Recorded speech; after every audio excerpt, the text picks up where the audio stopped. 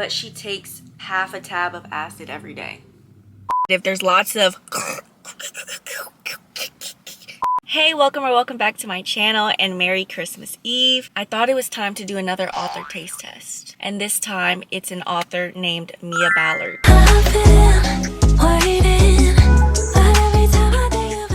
So a few months back, there was a mutual of mine who had posted, I lost my cap, who had posted some black horror authors, and this woman popped up. First book that I'm going to be getting into is called Sugar. I have been on the hunt for this book since I heard about it. It wasn't on KU originally. However, this author did have a book on there. It's not on there anymore, but because I'd already downloaded it, I still have it. So as long as I don't return it without reading it, we should be good. Because now Sugar is the only one on KU. And I really wanted something without romance, which this shouldn't have a romance because it's not a romance. It says that this is for fans of A Certain Hunger, never heard of it. Step into the twisted psychedelic world of Sugar, a story about femme fatale hooked on love and acid in this gripping tale of 1970s suburban chaos where nothing is as it seems. Love, betrayal, murder, and witchcraft. When 35-year-old Satara Stratton discovers her husband Dean's treacherous affair with her best friend Lila, she plunges into familiar territory, deceit and death.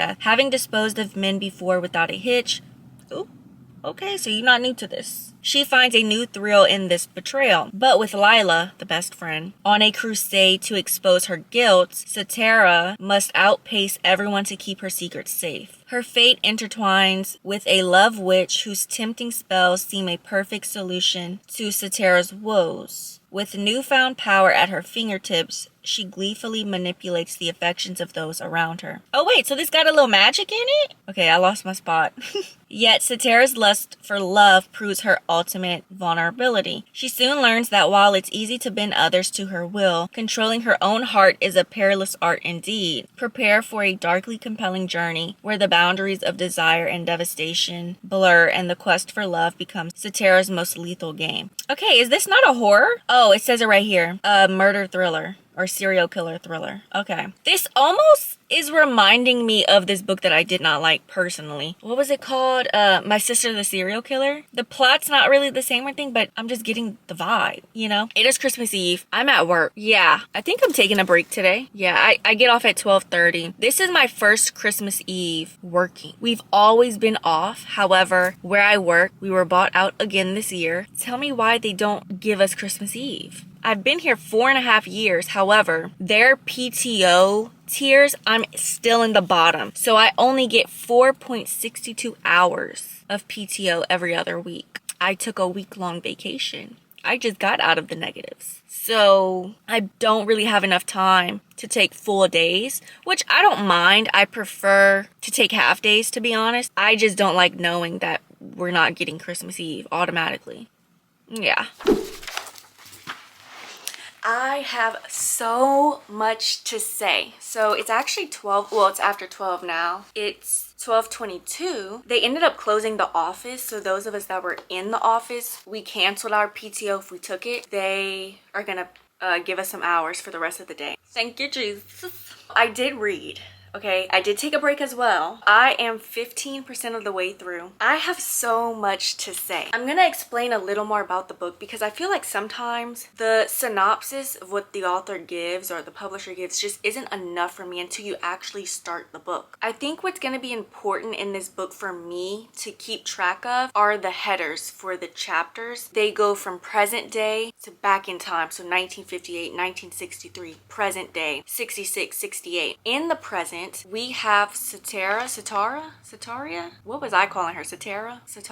I'm gonna call her Satara, honestly. Now, she's biracial. She's native. Her mom is native and her dad is black. At the very beginning, she's married. She's married to a man named Dean, and she ends up killing his behind. And I want to share a quote with y'all because number one, I am loving this writing. And I normally don't get squeamish with different things. I will also say this because my notes are all jumbled up. I'm getting the vibe that she's a little untrustworthy, and this is first person. So I don't know if I trust how she's interpreting things. She assumes that her husband Dean is having an affair with Lila, but this is in first person, so the vibe that she got is they all went to dinner and she wanted them there so that she could suss them out, and he would like make eye contact or something with her, with Lila, and it's like, oh, I know for sure he's having an affair.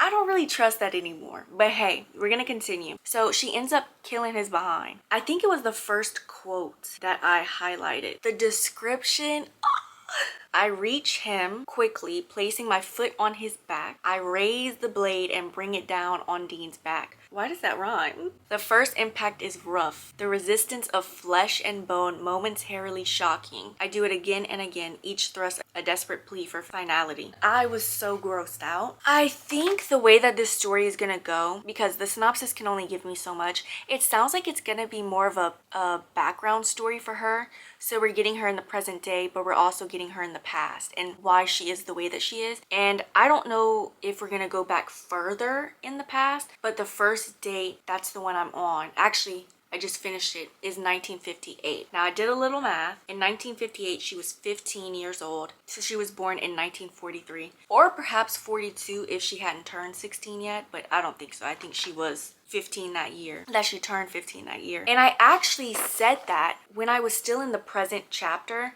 before we got to the first flashback, I actually wrote down, I'm very curious to know if there's some background into why she is the way that she is. And we do get some background. We go back to 1958 when she's 15 years old. There is some grooming in there. There is an R-word scene, so trigger warning. But anyway, back to the present. So after killing her husband Dean, she sets her sights on a 30, mind you, she's 35. She sets her sights on a 30-year-old broker at her job named Chris. Now he is married with a child, and it is honestly so crazy because when I wrote this, I was only 9% in. I wrote that I'm only 9% in, and this is insane. Crazy the lengths that she's going. And what's even weirder is that she's very truthful. And it's like I'm not gonna say like she's a psychopath or a sociopath because I don't know the difference, to be honest, but she's got a little something going on in the mind, and it's weird how she can't read the vibe in the room. But anyway, she sets her sights on Chris and she's obsessed with him. I'm not gonna go into detail about what she's been doing, but just know she's got some stalking tendencies, and she's also in therapy, so her therapist knows this. I think I highlighted that too. I normally just highlight on my Kindle and I rarely like write a text. I've been writing so many like notes, not a text, notes. I've been writing so many notes with things that I'm highlighting. This was said in the present, but she takes half a tab of acid every day. Okay, girl.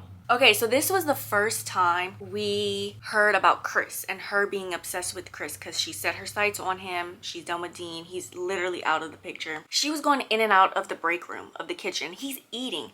I know exactly what he's doing because I do it myself. I hate when people watch me eat. As soon as like he takes a bite and she walks in, which I'm sure she was timing that, he's like hurry up and like trying to wipe his mouth and stuff and covering his mouth. She says, I fixate on this small human action as if it were a Morse code of his feelings. Was this a sign that he liked me? Girl, because he's wiping his mouth. And then I wrote, oh, the crazy is showing. Then this is when we get a therapy scene, right? She's in therapy. Her therapist knows what she's been doing because she ends up following a couple home that she does not know, follows them to their apartment building in the same elevator to their door, and then attempts to listen through the door to see what they're doing. And then she leaves. She tells her therapist that. She says, I'm okay, but I'm still following people. That's no. And then I'm like, okay, now this, again, this was in the present day. This was before we got any of her life in the past years. So I feel a little bad now because there's definitely more to her story that I'm very curious to know. I'm hooked. Anyway, it's time to eat. I'm ready!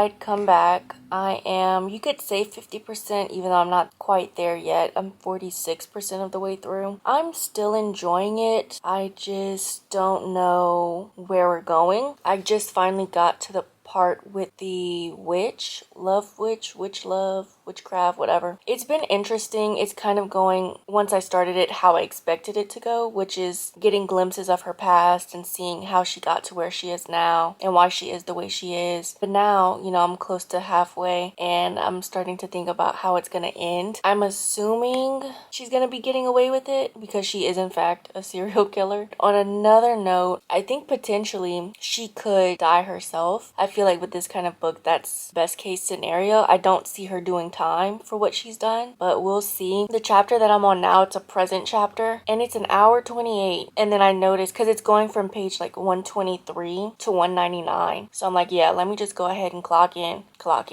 and press record. I think the next few chapters are going to be short and then we might get one more long one and then I'll be done. I did finish the book. I just need to say this. Tell me why. I was in the middle of chapter 3 at the time. I've already started editing the video, so I don't remember if what I'm saying, the clip would have gone between the first and the second or between the second and the third. But just know I was at the beginning of the book. I had read the first chapter, the second chapter. I was in chapter 3 and I told myself, let me hurry up and finish that chapter and I'm gonna turn on my camera and tell you guys my theory. I am so glad that I didn't because I would have had to censor it out because I was right. I got one of my theories right. I'm not gonna say like it's hard or anything, but when I go into these kinds of books, you know, some kind of thriller, I'm constantly thinking of the most out-of-pocket scenario. This isn't a spoiler because it is a thriller, so there is gonna be a twist. Now the main twist, no, I didn't get that. But as that main twist was unfolding, you know, and it's kind of, okay, we're closing it out. Next thing you know, we get this smaller twist, and that was my theory from when I was in the middle of chapter 3. I'm gonna give this a 4-star. No, a 4.25. My main thing is the main twist was definitely shocking, but at the same time, it was a little out there. Biggest thing was, I just didn't like how the author chose to tell us what the twist was because it was just information dumping. I can't tell you how she could have done it differently. That I couldn't tell you. I have no idea. But I wish she had done it differently because it was just, here's a chapter of everything that happened. And it was kind of overwhelming, but I love the writing. I'm definitely going to be getting into her second book. So the second book is shorter. I want to say she has about 3 books out, but it's called We All Rot Eventually. I have no idea what it's about. I do know it's a horror. It's a horror novella. Okay, it's 2005. I would have been 6 years old, and Alexa wants to be famous. Alexa Valentine came to LA to be an actress. What she found was something far darker. As her ambition grows insatiable, so does the shadow inside her, demanding blood for glory. In a story of fame, debauchery, y'all know, carnage, and the fragile boundary between them, I'm assuming there's not supposed to be a the. Alexa learns the hard truth: we all rot eventually. It's only 100 pages. Well, it's saying 99, and I think it's less than 99 actually. So I'm gonna definitely get to it soon. I'm excited to read it. Feeling a lot better. I've been under the weather for a little bit. I don't know if y'all can hear it. I'm glad I did not record yesterday because y'all wouldn't have understood a thing I was saying. It was so bad yesterday. But anyway, I did finish the other book by Mia Ballard. I made sure not to send it back to KU. Oh my gosh, it's raining. It's drizzling. Oh, that's what we're doing today. I wasn't crazy when I said I couldn't find it anymore. And if you don't know, but on KU, it's normally a contract, I think maybe 3 months or so. As long as you have the book downloaded while it's on KU, even when that contract or whatever expires and it's taken off of KU, as long as you don't send it back, you don't pay for anything. You already have the book. You're not going to pay to buy it. So that goes with anything. And I told you I could never find this author on Instagram, a website, or whatever. At the end of this book, she does have her Instagram handle. It's not under Mia Ballard. It's under Galaxy Girl Mia. And guess what? On December 21st, mind you, I had already had the book downloaded, but on December 21st of last year,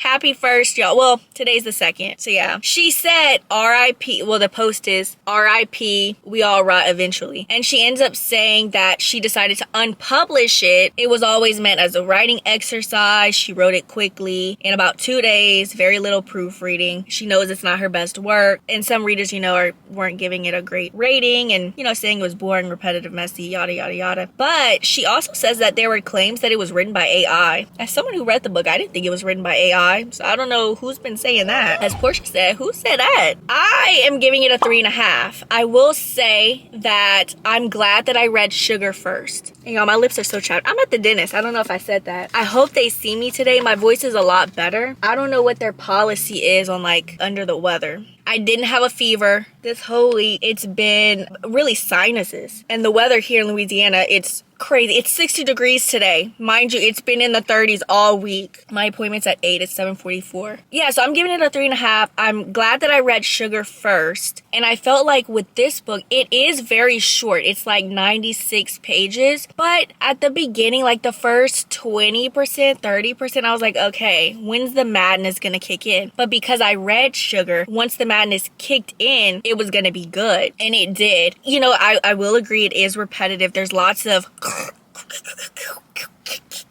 it's where are we going with this? But once you finish, it's I understand what she was trying to do. At the end of the day, this is a girl, she's 21, who will do anything to be famous and to get her name out there. And the book made sense. I think she said she is going to work on it. And I would love to read it, once she works on it again. I would actually reread it to see what she does differently. But for her to unpublish it, I don't think it was that bad of a book. I'm going to give it a 3.5. I mean, anywhere between a 3 and a 4. The other book of hers called Shy Girl, in the US at least, it's not releasing until April of this year. I thought it was released already. And I'm so excited to read that. I would definitely read her again. For me personally, I do like having different authors that I go to for different things. And I might be going to her for my weird books, my strange books. I forgot this one and the first one as well, but more so this one. The killings were a lot more gruesome. This one was more body horror. And I was like, oh, it's 7:47. What is this? Oh, wait, I'm supposed to be closing out the video. But yeah, so that's it for today's video. I hope you guys have a wonderful 2026. If you reach the end of this video, comment down below this word. And I'll see you guys in my next video. Bye.